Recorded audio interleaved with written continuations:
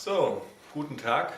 Ich mache Ihnen heute ein Video zum Thema Handy und es soll darum gehen, Ihnen Verhaltensweisen aufzuzeigen für den Umgang mit dem Handy, sodass die vom Handy ausgehende Strahlung so wenig wie möglich bei Ihnen im Körper ankommt. Das ist so das Hauptthema heute.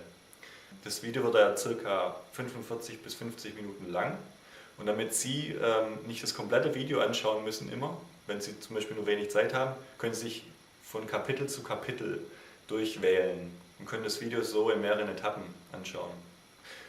Zuerst soll es also losgehen mit einer kleinen Einführung und anschließend werde ich direkt übergehen zu den Tipps. Zum einen geht es dann erstmal um den SAR-Wert und was ist eigentlich der SAR-Wert und worauf kann man dabei darauf achten. Anschließend soll es dann darum gehen, wie man mit dem Handy umgehen kann, damit eben so wenig wie möglich Strahlung auf den Körper einwirken kann. Dann geht es auch noch darum, wie eigentlich der Mobilfunk funktioniert, wie eigentlich das Mobilfunknetz generell funktioniert. Anschließend geht es dann um die Kommunikation zwischen Basisstation und Handy, worauf man da achten kann. Dann geht es darum, wie man eigentlich im Internet herausfinden kann, wo sich eigentlich Basisstationen befinden, wie man also was man da machen kann, um herauszufinden, also wo Basisstationen sind. Und dann geht es um ein Fazit von mir, da werde ich Charts aufstellen, welche Verhaltensweisen oder was man am effektivsten machen kann, um eben die Strahlung zu verringern. Dann gibt es allgemeine Tipps noch, die man machen kann, die von mir jetzt weniger betrachtet wurden im Studium oder in meiner Arbeit. Und am Schluss gibt es eben ein Abschlussvideo, wo ich zeige, wie man mit sehr einfachen Mitteln die Strahlungsintensität von einem Handy sichtbar machen kann. Und jetzt viel Vergnügen. Ich jetzt einige Zeit sehr intensiv mit der Mobilfunkstrahlung, mit Handystrahlung und mit Handys im Allgemeinen beschäftigt und habe da auch eine Examensarbeit drüber geschrieben. Und über das, wie ich mich da darüber informiert habe und über das, was ich da für Experimente und Messungen etc. gemacht habe, darüber möchte ich Sie heute informieren. Und heute, was ich also machen will heute, sind Verhaltenstipps geben für das Telefonieren oder für den Umgang mit dem Handy. Das ist das heutige Ziel, was ich machen möchte. Ich habe diese Woche gelesen, dass 90% oder sogar noch mehr der Deutschen jetzt mindestens ein Handy haben. Das kann man hier sehr schön sehen. Handys sind in aller Munde, jeder hat eins, jeder braucht eins, wir brauchen sie für die Arbeit, wir benutzen sie, etc. etc. etc. Und die Frage ist jetzt, ob das mit der Gesundheit irgendwie im Affekt, im Konträr steht. Ja. Fangen wir mal hier an.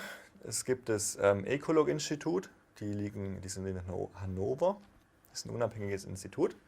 Und die haben vor einiger Zeit, ich glaube vor 5 oder 10 Jahren, eine Statistik gemacht, beziehungsweise so eine Einschätzung, inwiefern die Mobilfunkstrahlung die Gesundheit tangiert. Ja? Und hier habe ich eine Grafik angefertigt. Wir haben hier die Strahlenbelastung und hier links haben wir eine sehr starke Strahlenbelastung, rechts sehr schwach. So, hier ist also eine sehr schwache Strahlenbelastung, hier ist eine sehr starke Strahlenbelastung. Was haben wir hier rechts? Exposition Mobilfunkstationen. Das heißt, wir haben hier irgendwo eine Basisstation stehen auf einem Gebäude drauf. Und je nachdem, wo wir uns befinden, wenn wir uns sehr weit weg von dieser Basisstation befinden, dann ist die Strahlenbelastung eher gering, also wird die eher im rechten Bereich sein. Zum Beispiel der hier, der kriegt von dieser Strahlung hier recht wenig ab und der hier rot eingezeichnet ist, kriegt von dieser Strahlung sehr viel ab. Ja, ist da voll im Kegel drin. Die kriegen auch nicht so viel ab, ja, weil die in diesem Kegel nicht drinstehen, aber der eben sehr viel. Das heißt, die hier grün eingezeichnet sind, die sind hier eher weiter rechts, der gelb wahrscheinlich eher in der Mitte und die grün eingezeichnet sind, nee, halt andersrum. Also die grünen sind eher hier, gelb hier und der rote wahrscheinlich eher in dem Bereich. Das heißt, nach links nimmt die Strahlenbelastung immer mehr zu. Und wenn wir also unser Handy, meins ist zum Beispiel das hier, das 5510 ist schon ein bisschen älter, gebe ich zu, aber wenn ich das hier direkt am Ohr habe und mit dem telefoniere, dann wird die Strahlenbelastung zunehmen. Das heißt, die ist stärker, als wenn ich vor einer Basisstation stehe. Weil die Basisstation ist ja ziemlich weit weg und das Handy ist dann direkt in meinem Kopf dran. Ja. Das bedeutet, Die Strahlenbelastung nimmt also nach links, auch mit dem Handy, nimmt die eher sehr stark zu. So. Das ist ein Grenzwertbalken hier. Und die Grenzwerte liegen sehr stark, also sehr nahe dran an dem, was Exposition also nach der Ausstrahlung von den Handys, da liegen die sehr nahe dran. Jetzt ist natürlich die Frage, es gibt sehr viele Studien, das haben Sie bereits wahrscheinlich vielleicht auch mal mitbekommen, dass es sehr Studienaufwendungen gibt, dass es sehr Forschungsaufwendungen gibt und dass sehr viele Studien angefertigt werden zum Thema Handy- und Mobilfunk. Und man sich immer wieder fragt, ob das, was wir da tun mit dem Handy, ob das irgendwie krebserregend ist. Ja?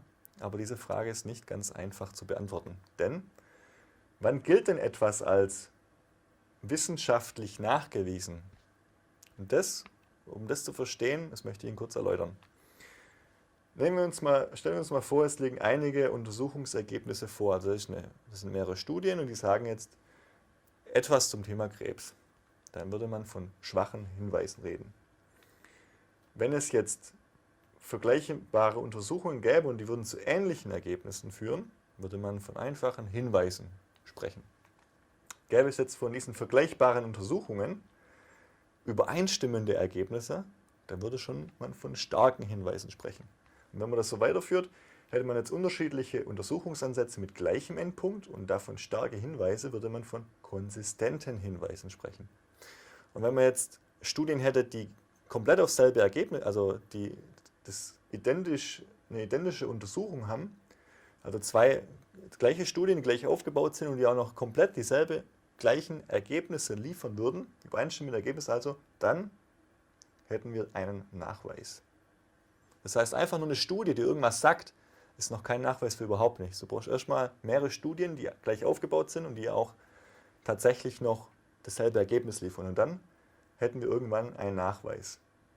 Diese Farbskalierung, also von Gelb nach Orange nach Rot, das brauchen wir gleich wieder. Das ist wichtig für den Vortrag. Okay, also wir haben also unsere Strahlenbelastung rechts schwach, nach links stark. Das ist der Bereich der Strahlung von der Basisstation, das ist der Bereich der Strahlung vom Handy. Und hier in der Legende also schwache Hinweise, gelb Hinweise, starke Hinweise, konsistente Hinweise und eben Nachweis, rot. Rot ist also ganz wichtig in dem Zusammenhang. Nun gut, was wurde bisher denn so erforscht? Was heute als nachgewiesen gilt, sind die sogenannten thermischen Effekte. Die liegen hier links vom Handybalken, wenn man so will. Was bedeutet ein thermischer Effekt? Was bedeutet das? Sie haben bestimmt in Ihrer Wohnung einen Mikrowellenherd. Was machen Sie mit dem? Dann nehmen Sie irgendwie eine Suppe und stellen die in einen Mikrowellenherd rein. Was passiert? Es wird sich erwärmen. Und im Prinzip ist diese Strahlung von diesem Mikrowellenherd, wie der Name schon sagt, das sind Mikrowellen und nichts anderes haben wir beim Handy. Die unterscheiden sich vielleicht geringfügig von diesen Wellen, aber das ist ein ähnlicher Wellentyp. Das bedeutet, auch beim Handy haben wir eine Erwärmung. Das ist das, was dieses Wort hier aussagt, thermisch. Thermisch, kennen Sie vielleicht von der Thermokanne irgendwie, das hat was mit Wärme zu tun, also es sind Wärmeeffekte. Das bedeutet, unser Kopf erwärmt sich, wenn wir telefonieren, er erwärmt sich. Und jetzt ist die Frage, passieren dann auch noch andere Sachen, die vielleicht nichts mit Wärme zu tun haben? Also Krebs zum Beispiel hat ja nichts mit Wärme zu tun. Und man hört immer mal wieder, dass es vielleicht Krebs auslösend sein könnte. Diese Effekte, da spricht man von nicht-thermischen oder von athermischen Effekten. Und solche Effekte, die hat das Ecolog-Institut eben, also nicht erforscht, aber die haben sich verschiedene Studien angeschaut und das, was sie rausbekommen haben, das sehen wir jetzt hier. Je weiter rechts, also ich lasse die Grafik vielleicht erstmal kurz ein bisschen auf sich wirken. Je weiter nach rechts die Balken hier gehen, also der geht zum Beispiel sehr stark nach rechts, Gentoxizität bleibt eher auf dem linken Bereich hängen. Je weiter nach rechts sie gehen, desto bei geringerer Strahlung kann das bereits auftreten. Also wenn das jetzt hier ganz nach rechts ginge und dann rot wäre, dann hätten wir verstärkte Zellproliferation, also einen Nachweis für die verstärkte Zellproliferation bei sehr geringen Intensitäten. Das heißt, auch wenn Sie sehr weit von den Basisstationen weg wohnen würden, dann würde das permanent auftreten. Aber das ist ja nicht ganz rechts und es ist auch nicht rot, es gibt nur Hinweise dafür. dass es das gibt. Bei der Kanzerogenität, Cancer heißt so viel wie Krebs, das heißt, kann Krebs auftreten. Das ist hier, geht ganz leicht in die Basisstation rein. Das heißt, bei schon ein bisschen einer starken Strahlung, die durch Basisstationen hervorgerufen wird, kann Krebs auftreten, beziehungsweise das ist dunkelorange, das heißt, da gibt es konsistente Hinweise dafür. Warum sage ich Ihnen das alles? Das ist einfach eine Untersuchung, also eine Bewertung gewesen vom Ecolog-Institut. Ich habe Ihnen die auch in die Beschreibung, habe ich Ihnen ein paar Links reingeschrieben. Ich mache Ihnen später auch noch ein paar Links. Je nachdem, wenn ich das im Video hier erwähne, können Sie das dann in der Beschreibung dann nachlesen. Genau.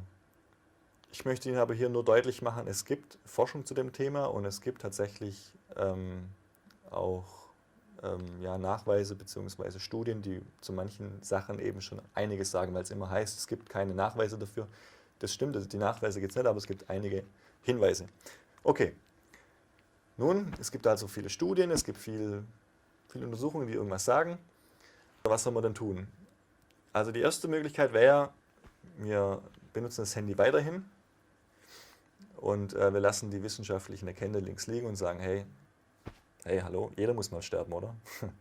Insofern, wir benutzen es einfach weiter, ist mir alles scheißegal, was in 10, 20, 30 Jahren ist, juckt mich alles nicht. Das wäre die eine Sichtweise. Die nächste wäre, ich benutze einfach keine Handys mehr. Und ich muss Ihnen zugeben, ich habe das Handy nicht nur zum Zeigen dabei, sondern ich benutze es auch täglich. Das heißt, ich benutze das Handy auch selber, auch nachdem ich viele Messungen hier gemacht habe. Das heißt, auch ich habe bis heute nicht aufs Handy verzichtet und auch nicht verzichten wollen. Und deswegen möchte ich einen dritten Weg vorschlagen, der dann nämlich heißt, wenn wir also zwei Bereiche haben, der eine wäre der Handykonsum und der andere Bereich wäre die Gesundheit, dann müsste es doch da irgendwie irgendwas geben, was man da machen kann, so eine Schnittmenge zum Beispiel. Und genau diese Schnittmenge, dieses Smiley soll es andeuten, ich bin auf der Suche nach dieser Schnittmenge. Ich möchte diese Schnittmenge erreichen. Das heißt, ich möchte nicht nur Handykonsum als solche stehen lassen und sagen, ja, Gesundheit hat damit nichts zu tun. Und auch nicht, ich möchte jetzt das Handy abschaffen, nur dann kann ich gesund bleiben. Ich möchte auf so einen Weg hin arbeiten mit Ihnen oder Ihnen das zeigen, wie man das auch machen kann. Die Frage ist also, wie lässt sich die vom Handy auf den Körper oder auf den Kopf wirkende Strahlungsintensität wirkungsvoll machen? Das ist mein Anliegen heute. Das ist die zentrale Frage. Und um dieses zu erreichen, da gibt es mehrere Möglichkeiten, wie man das Handy so benutzen kann, dass die Strahlung, die auf es wirkt, gering ist. Die erste wäre, und das ist wahrscheinlich nichts Neues für Sie, ich nehme mal an, dass Sie das schon mal gehört haben, auf den SAR-Wert des Handys achten. Ja? Das haben Sie bestimmt schon mal gehört, das ist auch nichts Neues, das ist einfach nur eine Möglichkeit, die man machen kann. Das nächste wäre der richtige Umgang mit dem Handy. Sie werden sich jetzt wahrscheinlich fragen, wie soll ich denn bitte korrekter mit meinem Handy umgehen? Ich habe dort das Handy, ich wähle da irgendwie eine Nummer, ich nehme es ans Ohr. Und jetzt, was soll ich da machen? Reden wir gleich drüber. Das dritte wäre, auf die Kommunikation zwischen Basisstation und Handy achten. Ja, aber was kann man da? Haben Sie wahrscheinlich auch noch nichts drüber gehört, deswegen erzähle ich Ihnen das jetzt. Gut, also, gucken wir mal. Das erste Thema wäre also SAR-Wert. Was ist der SAR-Wert? SAR steht für Strahlungsabsorptionsrate, SAR. Zu den SAR-Werten, wie Sie das für Ihr Handy, weil die Strahlungsabsorptionsrate, SAR-Wert, ist bei verschiedenen Handys verschieden, also unterschiedlich. Und wie hoch der SAR-Wert für Ihr Handy ist, darüber bringe ich unten, ich kann Ihnen da unten in der Beschreibung, habe ich da einen Link, wie Sie das rausfinden können. Gut, jetzt ist die Frage, das haben wir schon gesagt, also der SAR-Wert hier, also stellen wir uns mal vor, das wäre jetzt hier ein Kopf von einer Puppe und die Puppe wäre jetzt mit Gelee zum Beispiel gefüllt. Und hier wäre jetzt das Handy und man würde jetzt das Handy mit einer Maximalstrahlung strahlen lassen. Das Handy hat unterschiedliche Intensitäten, auf denen es strahlen kann. Und man lässt es einfach mal auf Vollgas strahlen. Alles, was kann, raus. Ja? Einfach auf Maximalstrahlung strahlen lassen. Und der Grad der Erwärmung, das heißt, wie stark sich jetzt dieser Kopf bei dieser Maximalstrahlung erwärmt, Genau das ist das Maß für den SRR-Wert. Ja? Die Einheit für diesen SRR-Wert haben wir hier, ist Watt pro Kilogramm. Kilogramm ist die Masse und Watt bezeichnet hier die Erwärmung. Und die Handys mit einem sehr geringen SRR-Wert, die liegen hier bei dem Wert 0,25. Dann gibt es auch andere Handys, die da auf der anderen Seite ausschlagen. Denn Handys dürfen keinen SRR-Wert haben, der höher als 2 ist, also 2 Watt pro Kilogramm. Und entsprechend haben die Handys mit einem sehr hohen SRR-Wert, liegen die sehr nahe bei 2, also der hier zum Beispiel bei 1,95. So, was kann man da jetzt sagen? Na gut, wenn ich halt jetzt wenig Strahlung auf meinen Körper haben will, dann nehme ich halt ein Handy mit einem sehr geringen SAR-Wert. Das wäre die einfache Denkweise und die stimmt ja auch. Gucken wir uns doch einfach mal den Faktor an, vom geringsten zum höchsten Wert. Dafür müssen wir jetzt die 1,95 durch die 0,25 teilen. Und damit Sie sich da nicht so schwer tun, habe ich Ihnen das schon mal vorgerechnet. Und der Wert liegt hier etwa bei zwischen 7 und 8. Das heißt, da kommen wir wahrscheinlich auf 2 durch 0,25 wäre 8. Also ist ein bisschen weniger als 8, ist 7,5, 7,7, etwa so in dem Dreh. Also Handys unterscheiden sich im Faktor, was den SRR-Wert angeht, Faktor 7 bis 8. Lassen Sie uns das einfach mal festhalten. Das wäre die erste Möglichkeit, wie man die Strahlungsintensität auf den Körper verringern kann. Gehen wir mal weiter. Und jetzt kommen wir tatsächlich an eine Sache, die ich hier in der PH gemacht habe. Nämlich, ich habe Experimente gemacht. Nichts Schlimmes, ja, können Sie beruhigt sein, aber eben einfache Experimente mit einem Strahlungsmessgerät. Ja. So, das möchte ich hier einfach mal zeigen. Das ist mein Handy, das habe ich Ihnen bereits gezeigt. Und das hier, das ist jetzt neu, das ist ein sogenanntes Strahlungsmessgerät. Dieses hier und dieses Bild bezeichnen also dasselbe, das ist nur ein bisschen ein anderer Kontrast. Und was ich jetzt bei diesen Messungen getan habe, war, dass ich das Handy und das Messgerät in einem bestimmten Abstand voneinander angeordnet habe. Das war dann auch nicht so, sondern so, aber okay. Jedenfalls, die habe ich auf einen unterschiedlichen Abstand hin Strahlung gemessen. Und da man man kann nicht so messen, weil der Hersteller, der Maschek, sagt, dass das Handy nicht direkt am Messgerät gemessen werden darf. Die Strahlung darf nicht direkt am Messgerät gemessen werden, sondern wir brauchen mindestens einen Abstand von 20 bis 25 cm. Gut, das habe ich getan. Und gleichzeitig, also die Strahlungsintensität der ersten Minute, weil ich habe 1 Minute habe ich gemessen, wird mit einem Strahlungsmessgerät, das ist dieses Maschek Personendosimeter, aufgezeichnet. Und ich habe nicht nur in 25 cm Abstand gemessen, sondern ich habe auch in 40 cm Abstand gemessen und ich habe auch in 60 cm Abstand gemessen.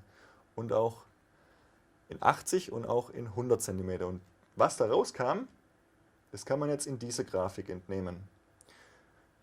Die Messung hier vom Handy zum Messgerät, diese 25 cm, kann man hier sehen.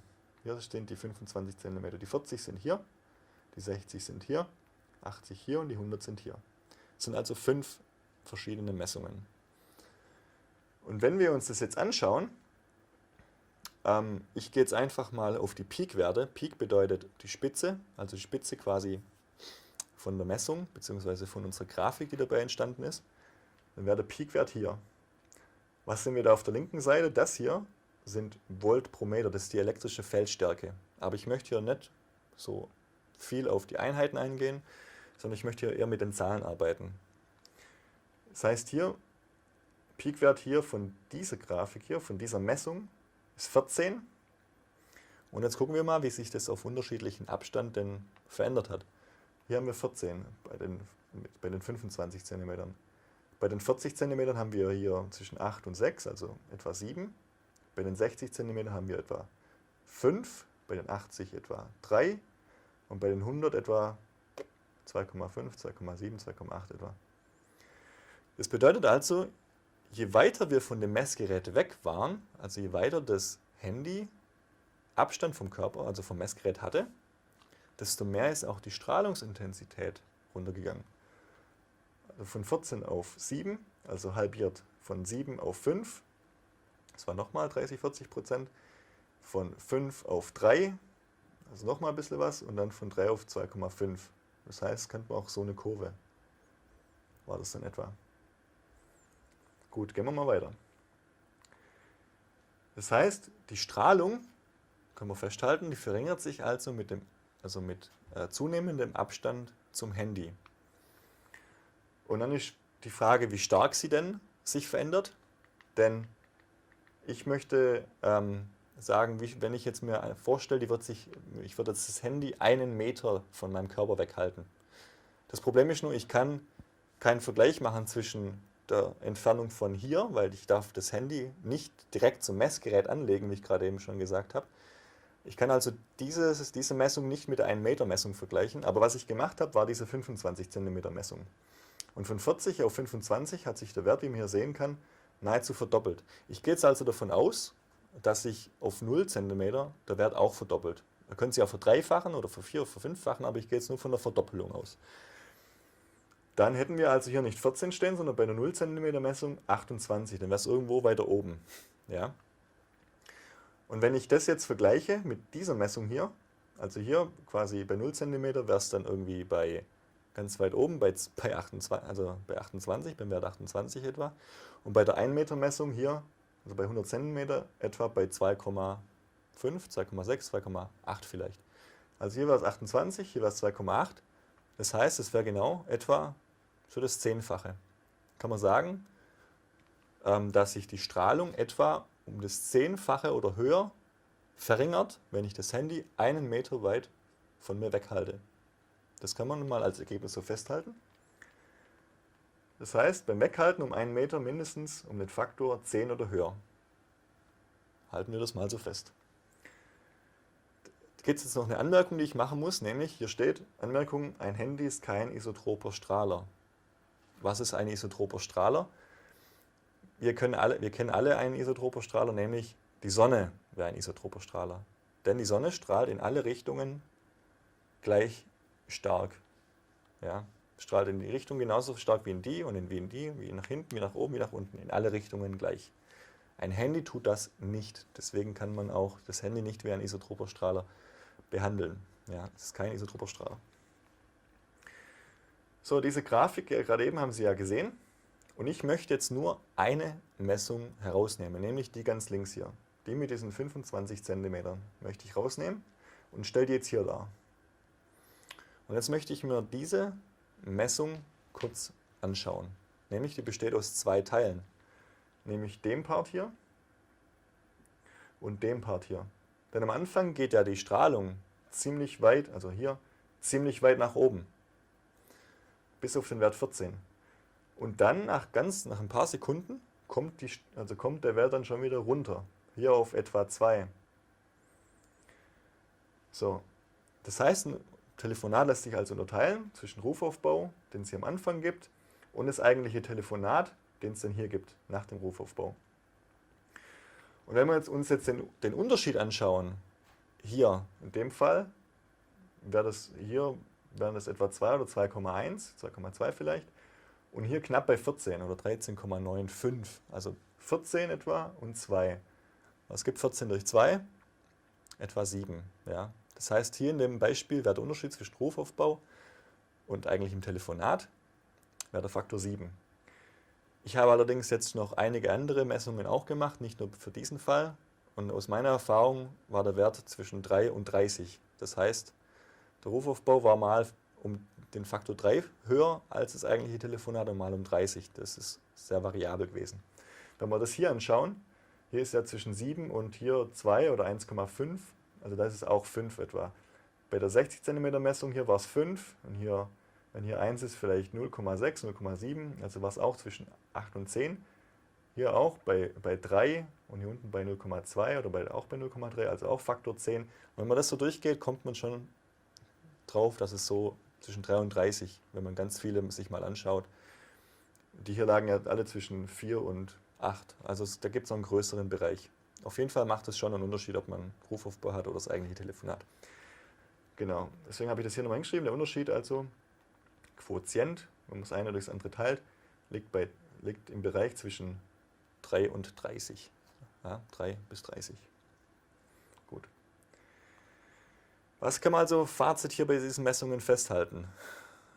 Zum einen, dass es einen Rufauf begibt und ein eigentliches Telefonat und dass es da unterschiedliche Strahlungsintensitäten gibt, die hier im Bereich 3 bis 30 liegen. Das andere wäre, dass es auch einen Unterschied macht, wo das Handy sich befindet. Also, dass ich, wenn ich das weghalte, dass es auch eine unterschiedliche Strahlungsintensität hat, die dann abgeht, je weiter ich es weghalte von mir. Wenn ich also das 1 Meter weit weghalte von mir, dann kann sich die Strahlung um bis zu 10 oder 15 oder vielleicht auch noch mehr runtersenken. Das heißt, es ist wichtig, dass ich das weghalte. Dann kann sich die Intensität verringern.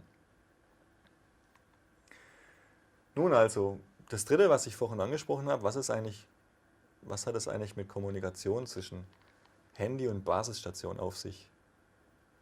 Was, ob man sich darunter was vorstellen kann? Wie funktioniert, hier ist hier die Überschrift, wie funktioniert ein Mobilfunknetz? Also stellen wir uns mal vor, unsere ganze Landkarte würde jetzt ersetzt durch dieses Feld von kleinen sechseckigen Flächen hier. Und man spricht hier von kleinen Zellen.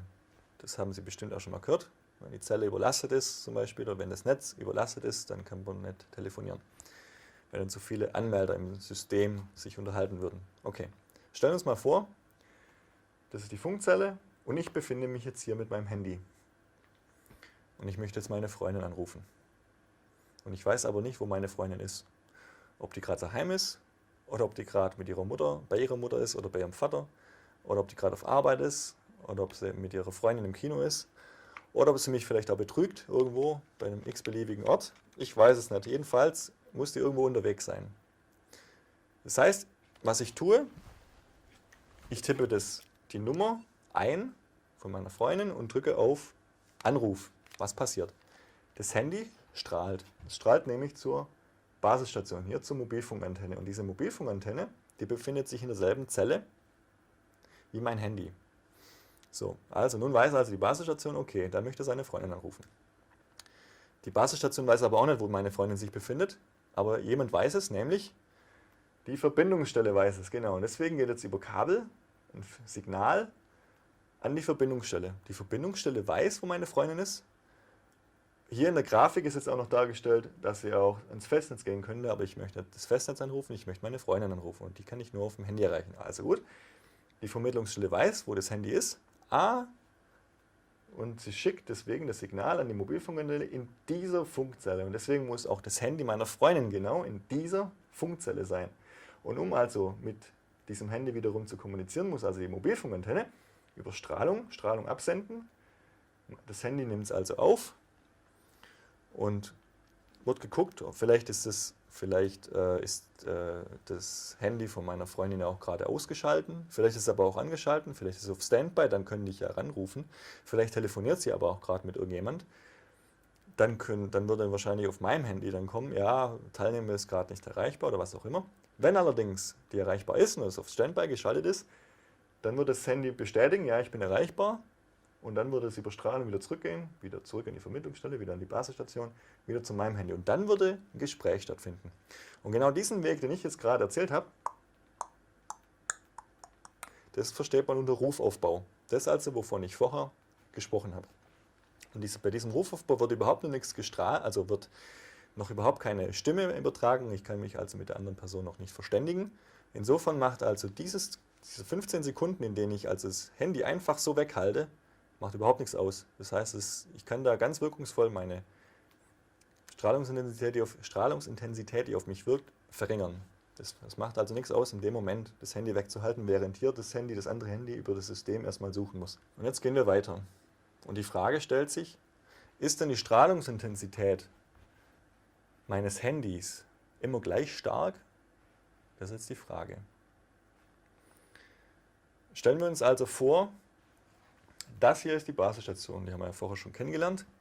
Und hier gibt es jetzt unterschiedliche Personen, die sich in diesem Bild befinden. Hier ist die Strahlungskeule, man spricht da von der Keule. Und die sich in dieser Keule befinden, der hier zum Beispiel, der ist sehr stark, ich würde sagen exponiert. Er nimmt sehr viel von dieser Strahlung auf. und diese Person eher weniger und die am allerwenigsten, weil die sich in dieser Strahlungskeule nicht befinden. Das heißt nicht, dass da gar keine Strahlung ankommt, aber es ist halt weniger, als wenn man sich total in der Keule befindet. So. Und jetzt kommt es darauf an, die Intensität der Handystrahlung, wovon hängt die jetzt ab? Entsprechend in diesem Bereich hier wäre mein Empfang recht gut. Das heißt auch, dass das Handy von diesem Kollege hier, auch wenn er rot eingezeichnet ist, dass das Handy, auch wenn es schon ganz leicht strahlt, auch die Basisstation sehr gut empfangen kann. Ja? Und dass, wenn man sich eher hier befindet oder eher hier, in einem sehr stark abgeschirmten Bereich, dass da das Handy sich sehr laut in dem Sinn verständigen müsste. Das heißt, stellen wir sich vor, jemand würde genau neben mir stehen, dann könnte ich in ganz wenig, also Lautstärke, mich mit dem unterhalten. Stellen wir uns aber vor, der befindet sich jetzt 2 Kilometer weit weg, dann müsste ich ziemlich schreien. Entsprechend, je besser wir uns verstehen, desto weniger muss ich mit weniger Lautstärke muss ich reden. Und genauso ist es bei einem Handy und bei der Basisstation auch. Je besser ich von der Basisstation verstanden werde, desto weniger Leistung, weniger Stimme muss ich aufwenden, um von der Basisstation verstanden zu werden. Entsprechend, wenn ich in einem sehr abgeschirmten Bereich bin, zum Beispiel in der Tiefgarage, und ich will jetzt nach draußen reden, dann kann ich nicht einfach reden, hallo, hallo, hallo, sondern dann müsste ich richtig schreien, damit die draußen mich hören. Entsprechend ist es auch bei einem Handy und bei der Basisstation so. Und entsprechend, mein Handy wird sich jetzt zum Beispiel hier, das wird ganz wenig strahlen erstmal und dann wird es ganz viel strahlen, bis das Handy von der Basisstation eine Rückmeldung bekommt.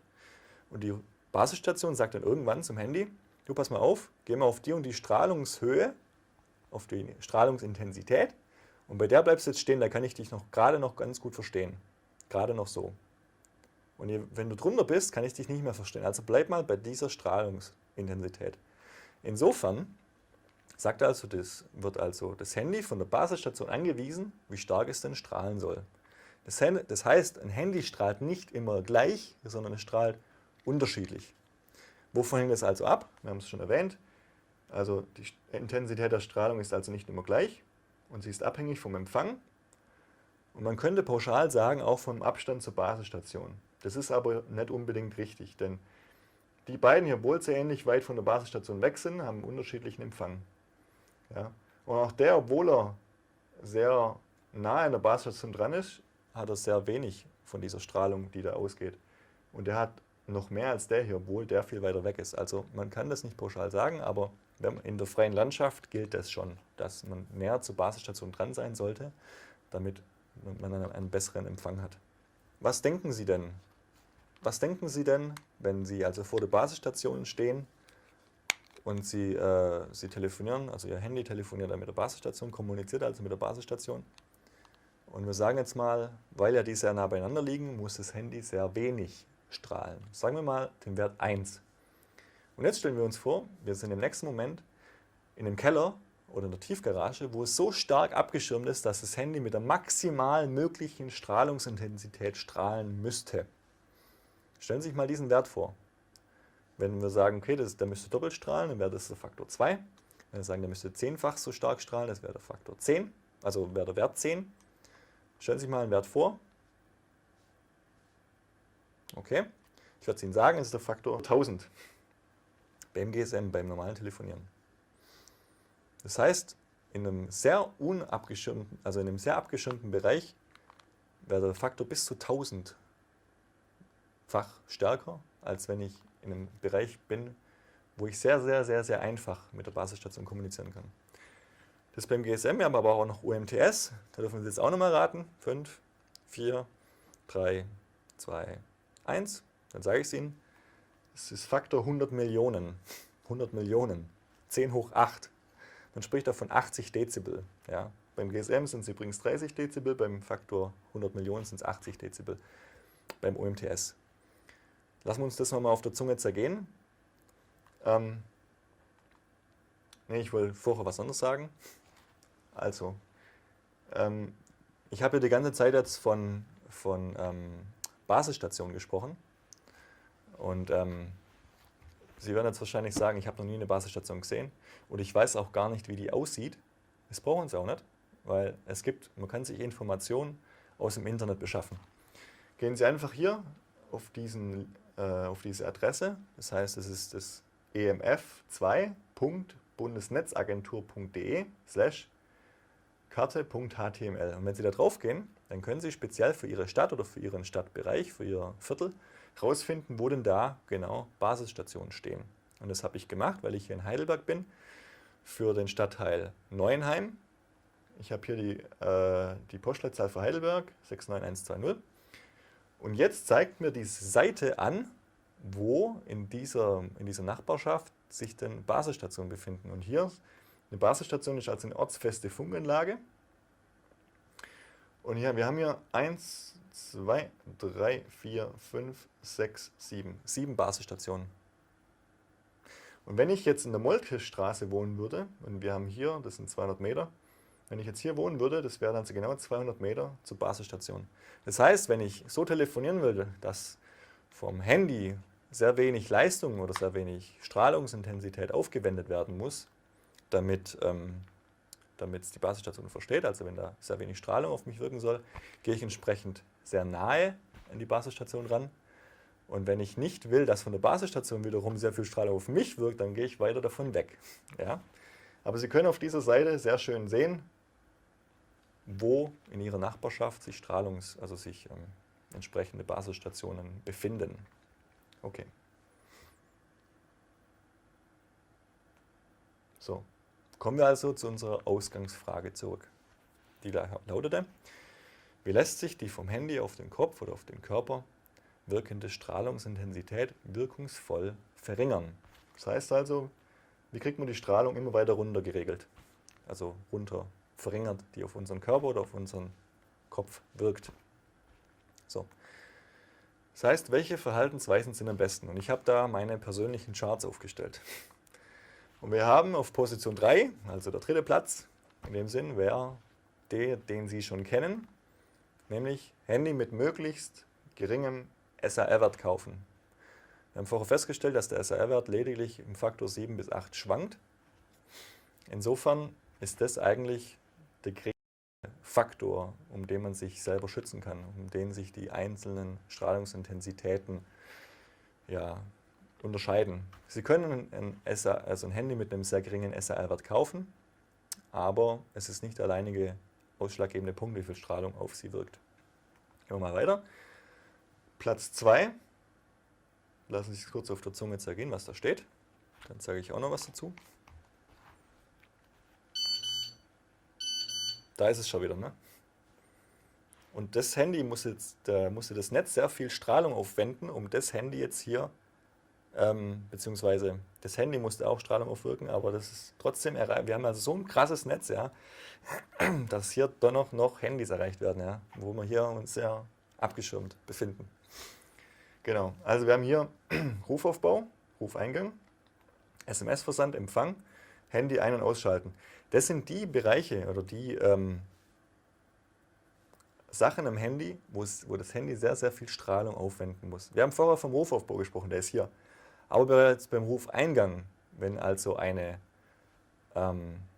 mich jemand anruft, ich merke das ja nicht sofort, wenn jemand anruft, aber in dem Moment, bevor der Anruf reinkommt, wird schon sehr viel Strahlung frei. Also mein Handy muss sehr stark strahlen. Nicht nur die Basisstation muss strahlen, sondern auch das Handy muss sehr stark strahlen.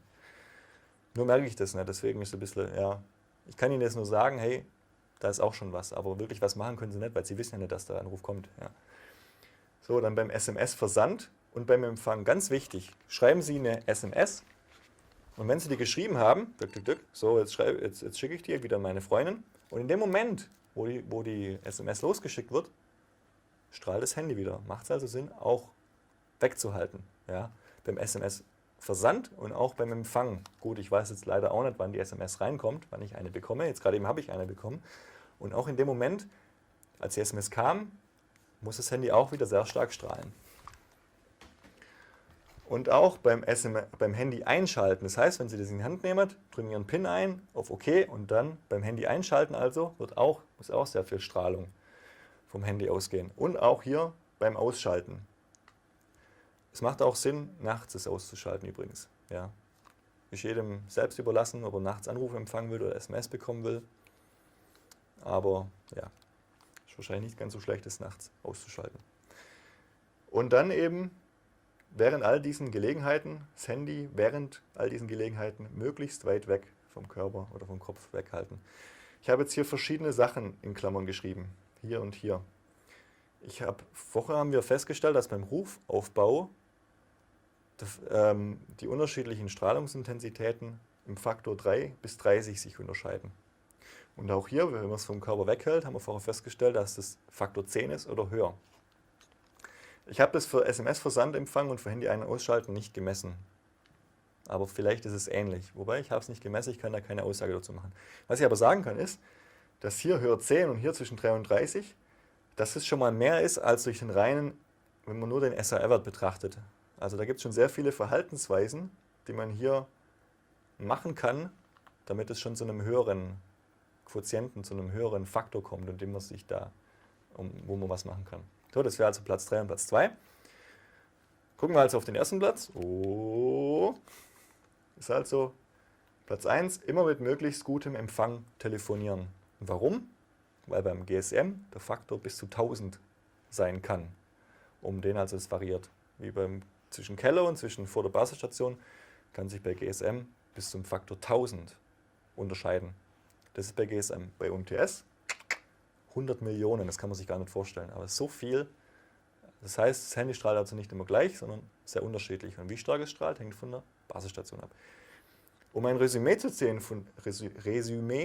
von diesen Sachen, die man machen kann, ist also es relativ egal, mit welchem Handy Sie telefonieren, sondern es ist viel wichtiger, wo Sie telefonieren. Möglichst bei gutem Empfang. Das ist das Allerwichtigste beim Telefonieren, weil der Faktor, um den es so schwankt, so hoch ist. Das sind jetzt also die Sachen, mit denen ich mich sehr intensiv beschäftigt habe. Jetzt kommen noch ein paar allgemeine Tipps, die man auch noch beachten kann. Zum Beispiel, wir hier Abschirmmaterial benutzen. Man könnte zum Beispiel Alupapier benutzen. Ja? Es gibt ja nur eine Sache zu beachten. Achtung, keine komplette Abschirmung, sondern nur in Richtung Kopf oder Körper erwünscht. Das bedeutet, wenn Sie Ihr Handy haben und Sie schirmen das komplett ein, was hat man damit erreicht? Den einzigen Effekt, den Sie bewirken, ist, dass der Akku früher leer wird. Denn das Handy muss dann nur stärker strahlen. Es strahlt in alle Richtungen gleich wie vorher. Und es erreicht dann auch irgendwann die Basisstation, aber halt nur mit einer doppelt so hohen, dreifach so hohen, fünffach so hohen, vielleicht 20-fach so hohen Strahlung. Letztendlich aber strahlt es, wenn es zur Basisstation her 5-mal so stark strahlen muss, würde es auch zum Körper 5-mal so stark strahlen. Und da es mit derselben Intensität bei der Basisstation ankommen muss, die Strahlung, also so wie vorher, muss es auch beim Körper genauso hoch wie vorher ankommen. Insofern haben Sie rein gar nichts gewonnen, wenn Sie es rundum abschirmen. Was Sinn macht, ist, dass man es nur zum Körper hin abschirmt. Ja? Also nur zum Körper hin. Was ich Ihnen zeigen kann, ist, ich habe das auch selber in meiner eigenen Tasche, nämlich ist hier Abschirm, kann man sehen, so, Abschirmmaterial. Das ist jetzt zweifach, das heißt, das wäre einfach hier. Und das habe ich jetzt zweifach und ich habe das in meiner Tasche drin, immer. Und in meiner Tasche hier habe ich das so am Arm, also am Körper dran. Hier ist die Tasche, hier ist die Abschirm, das Reflexionsmaterial, wenn man so will. Hier ist das Handy und hier ist mein Körper, Genitalien etc. Und das heißt, ich habe das mal gemessen. Ich habe rausbekommen, dass es ca. der Faktor 90 ist. Also dass 10% durchkommen und 90 bis 95 bleiben weg. Aber ich habe das nicht mehr weiterverfolgt. Das sind nur so reine Erfahrungswerte von mir. Aber man müsste es noch weiter messen.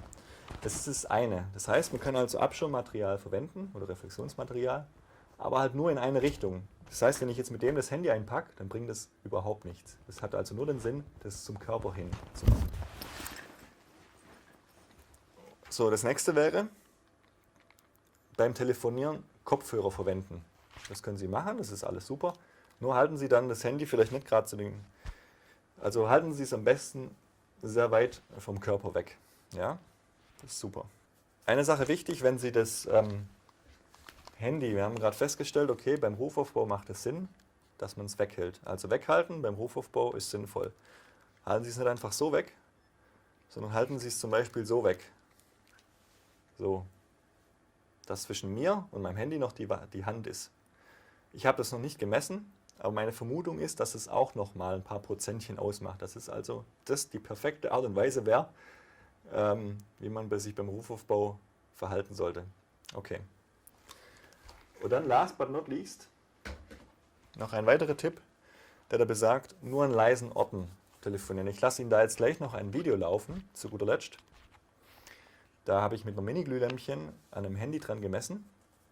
Und ich glaube, man kann das nicht zu 100% sagen, dass die Strahlungsintensität, von der wir hier die ganze Zeit sprechen, dass die abhängig ist von der Umgebungslautstärke. Also wenn ich mich hier zum Beispiel in der Disco befinden würde, dass sich dann automatisch auch die Strahlungsintensität erhöht, weil ich mich in der Disco befinde, wo es sehr laut ist und wo ich, wenn ich in einen total leisen Raum reingehen würde, dass da eben die Strahlungsintensität einfach dadurch sich senken würde, dass es leise ist. Das kann man wohl nicht zu 100% sagen, aber 90 bis 95% der Fälle wohl schon. Und das wird auch gleich, Sie werden das auch gleich auf dem Video noch sehen. Deswegen würde ich also mit reinem Gewissen auch dieses empfehlen, dass man nur an leisen Orten telefonieren sollte.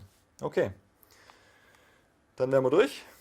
Also vielen Dank für Ihre Aufmerksamkeit. Ich hoffe, ich konnte Ihnen hier einige gute Ratschläge zum Thema Handy- und Mobilfunk geben. Was Sie jetzt damit anfangen, ist mir eigentlich ziemlich egal. Nee, ist mir nicht egal. Aber es ist Ihr Körper und Sie müssen ganz allein entscheiden, was Sie damit machen. Aber ich wollte Ihnen halt einfach mal meine Erfahrungen und meine Forschungsergebnisse, Ihnen einfach mal mitteilen und bedanke mich für Ihre Aufmerksamkeit. Vielen Dank.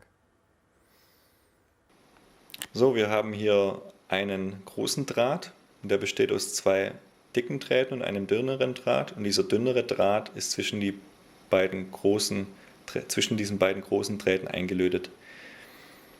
Und wenn man nun mit dem Handy telefoniert und man hält diesen großen Draht an das Handy dran, dann wird durch die vom Handy ausgehende Strahlung in diesem großen Draht eine Elektronenbewegung ausgelöst, also von diesen Elektronen, die sich also in diesem großen Draht befinden. Und dann wird also durch die Strahlung werden die Elektronen zur Bewegung angeregt. Das heißt, die bewegen sich von einem Ende des Drahtes zum anderen Ende des Drahtes. Also entsteht ein Elektronenstrom. Und wenn das ein entsprechend großer Strom ist, dann kommt es zu einem Leuchten, das man dann sehen kann. Das heißt, durch die vom Handy ausgehende Strahlung wird ein Leuchten erregt am Draht. Und die Idee ist jetzt, dass man durch dieses Leuchten einen Rückschluss drauf ziehen kann, wie stark die Strahlungsintensität ist, die vom Handy ausgeht. Genau, das ist hier die Idee. Das heißt, je mehr das leuchtet, desto größer ist quasi die Strahlungsintensität vom Handy ausgehend. Das ist also, dass man kein großartiges Messinstrument dafür braucht, außer eben diesem Draht, der relativ einfach herzustellen ist. Das wäre also auch für die Schule dann eine Idee, was man machen könnte. Das heißt, je mehr Strahlung, desto mehr Leuchten, beziehungsweise je mehr man hier Leuchten sieht, desto höher ist die Strahlung. Genau. Jetzt lasse ich anrufen.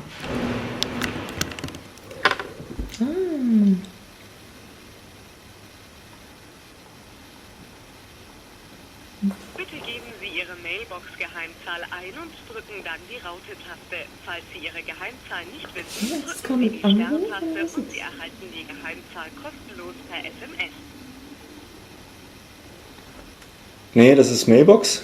Und man kann sehen, wenn man ganz viel spricht, ist hier auch gleichzeitig noch das Ding, wenn man still ist. Dann blinkt es bloß. Und wenn man ganz viel redet, dann... Ja, und sehr laut ist. Ja.